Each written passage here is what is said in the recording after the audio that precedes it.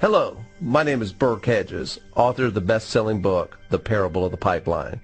I open my book with a story about Pablo and Bruno, who take two very different paths in their quest for financial independence. What you're about to see is the delightful animated story of their adventure. So, sit back, relax, and enjoy the life-changing lessons in The Parable of the Pipeline.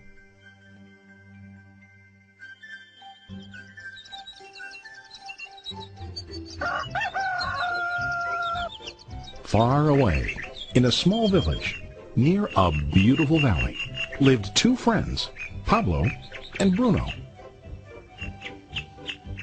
They were both young and dreamed of a better life for themselves. They'd often discuss their dreams about how they would become the most successful men in the village. They weren't afraid of hard work, and they searched for opportunities to help realize their goals and achieve their dreams. One day, an opportunity presented itself.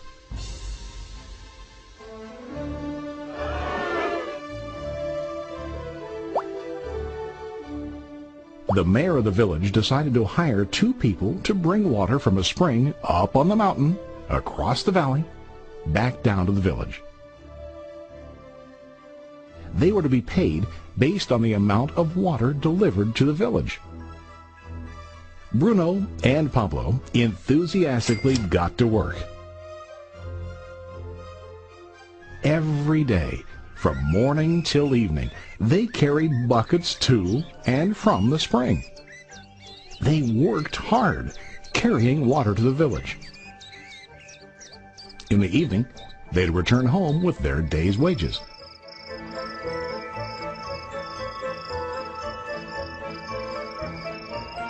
Bruno was satisfied with his work and the money he earned. He was sure that with this work he could achieve his dreams.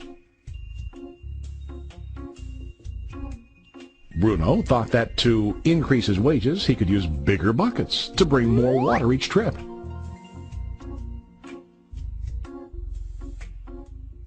He believed with a larger income he would soon be able to buy a cow and the house that he dreamed about.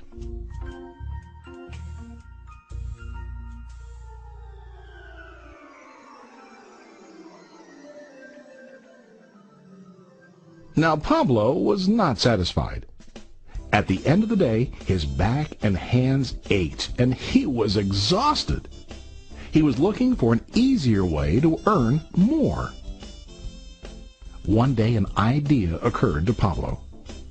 He imagined building a pipeline to deliver the water from the mountain spring to the village. With this pipeline, he could get more water to the village without carrying buckets back and forth from the spring to the village. Soon, he got very excited about his idea and began to plan. Pablo, of course, shared his idea with his friend Bruno and asked him to join with him to work on and help build the pipeline. Bruno thought the idea was crazy. All Bruno could think about was what his money could buy today and how to get it quicker. He felt that building a pipeline would slow him down and delay him in achieving his goals. Instead, Bruno got bigger buckets and went more often back and forth fetching water. He was sure that with this method he could make more money. Pablo decided to build the pipeline on his own. He understood that it would not be easy to build, and it would take time to complete the pipeline. Pablo knew that it could take several years to finish, but he set his mind on his goal. Every day he worked and carried water like before. But on weekends and during his spare time, he worked hard to dig in the rocky soil and build his pipeline. In the first month, there was little to show for his work.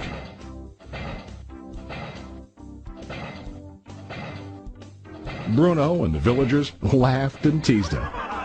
They called him Pablo the Pipeline Man.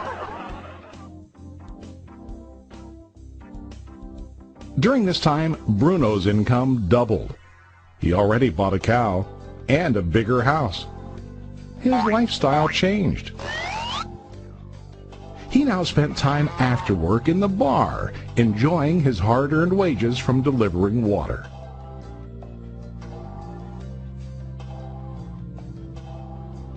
What Bruno didn't realize was that his body was starting to stoop from carrying the heavy buckets every day.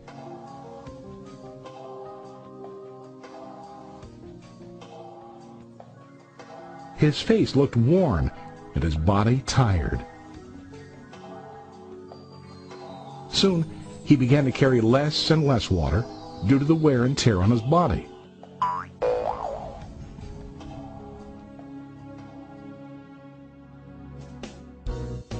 Month after month, Pablo worked. Soon a year passed, and then a second year. Finally, Pablo finished his pipeline. He now used his pipeline to deliver water to the village instead of carrying buckets. Pablo was now earning more money than ever before. The water continued flowing to the village, while Pablo wasn't working. While he slept and ate, the water flowed. Pablo was happy and proud of his insight, persistence, and hard work. Now his income flowed as long as the water flowed through his pipeline.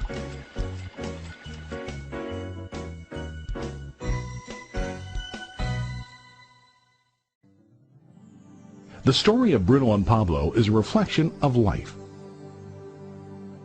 Their jobs symbolize what most people do to earn money. Bruno gets his money using buckets.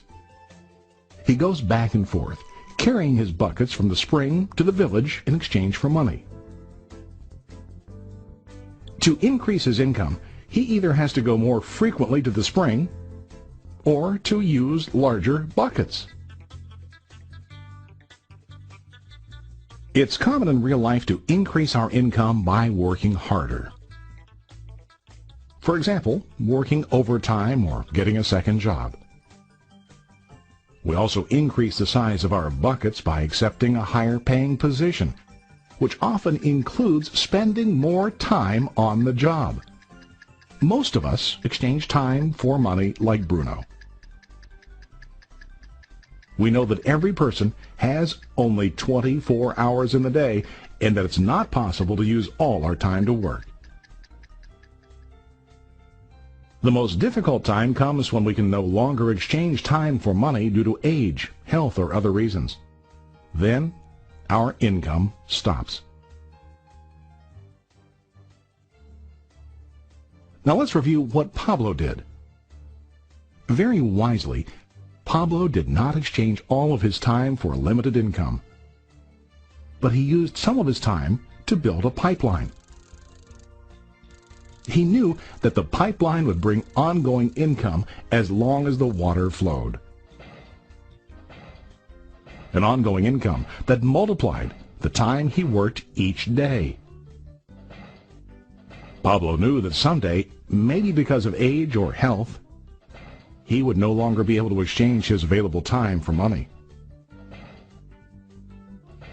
Pablo knew that if he could make his idea of a pipeline work, then he only has to do the hard work of building the pipeline.